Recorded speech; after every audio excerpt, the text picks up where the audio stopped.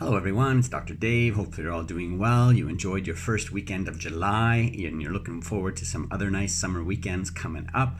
Coming at you today on behalf of the Toronto Neck and Back Pain Clinic with your daily health update for Monday, July the 5th, 2021. Going to look at 6 areas of health and wellness somewhere around this video. As always, you can read through all 6 areas. If you'd like a copy or you have any questions, you can DM us on social, send us an email, or give us a call here at the clinic. We'd be happy to help you out. Not going to treat, diagnose, prevent, or cure any illness or disease with our time together today. However, just by tuning in, starting your week out on a Monday with a little bit of health and wellness information, hopefully it sets the pace and the trend and the tone for the rest of your week, taking care of yourself and those around you.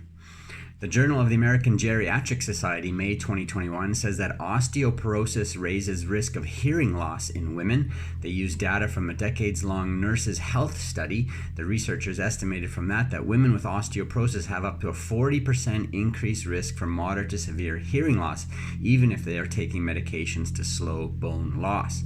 So if you or someone you know is in your 20s, now is the time to ramp up that peak bone density. And if you're beyond your 20s, no worries. Just start including some healthy nutrients in your diet. Most of us know what those are these days when it comes to bone health. Of course, we need calcium, but to improve that calcium absorption and assimilation in our body, we want to make sure we're taking some vitamin D and vitamin K with it. And then make sure you have some weight-bearing exercise. All right, keep those bones nice and healthy. And if you have a decreased risk for osteoporosis, you'll also perhaps help preserve some of your hearing, according to this study. The Journal of the American College of Cardiology, May 2021, looked at a low-salt diet being good for heart health. The Dietary Approaches to Stop Hypertension diet emphasizes eating fruits, vegetables, nuts, whole grains, poultry, fish, and low-fat dairy, while limiting the intake of salt, red meat, sweets, and sweetened beverages. Sounds oddly familiar to the Mediterranean diet. An analysis of blood samples collected from clinical trial participants revealed that greater adherence to a low-sodium diet is associated with a decline in biomarkers linked to cardiac damage, inflammation, and stress. So do watch your nutrition this week. Stay on top of what good stuff you're giving your body. Psychosomatic Medicine, June 2021, talked about exercise being the best choice for depressed coronary heart disease patients. A recent literature review found that for coronary heart disease patients with co-occurring depression, exercise may be a more effective tool for managing depression than antidepressants, psychotherapy, combined psychotherapy and antidepressants, and collaborative care.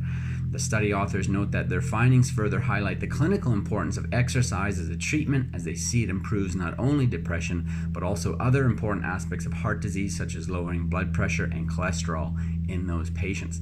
What a triple whammy from exercise and fitness. There's probably even more benefits beyond that, as we know, if you've been tuning into the daily health update. So your nutrition, your fitness and exercise or activity levels, and then you throw in a good level of sleep, and you're just supporting that journey and creating those great experiences every day that much easier. All right. The Journal of the American Medical Association Psychiatry, May 2021, looked at shifting sleep up by 1 hour, and it helps, if you do, maybe reduce depression risk. New research suggests that going to bed and waking up an hour earlier can reduce one's risk for depression by up to 23%, even though there's no difference in sleep duration. Additionally, shifting sleep-wake times forward by 2 hours can lower the risk for depression by nearly 40%. And you don't necessarily have to lose those hours, just get up an hour or two earlier. Same amount, just shifting it earlier. And it's funny how our body just does different things at different times throughout the day, including at night when we're sleeping, resting, and healing.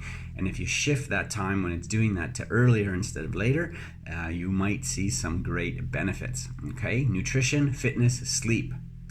Can't go wrong. Sleep Health, May 2021, looked at bedtime with a pet and how it may help kids or children sleep. A study that included 188 children aged 11 to 17 found that those who shared a bed with a pet were more likely to report high subjective sleep quality.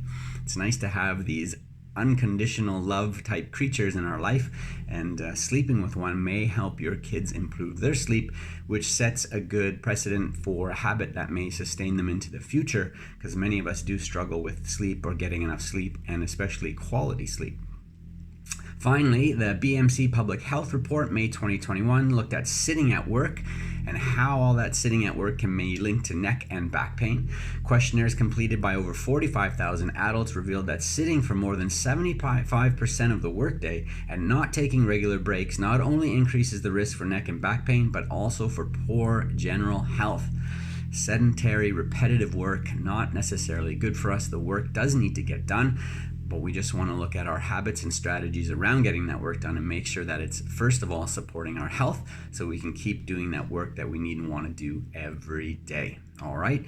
A juicy daily health update for your Monday. Lots of good information, lots of tips and suggestions to follow there. Hope you enjoyed it. And we'll be back tomorrow, Tuesday, to keep that healthy momentum going with your week.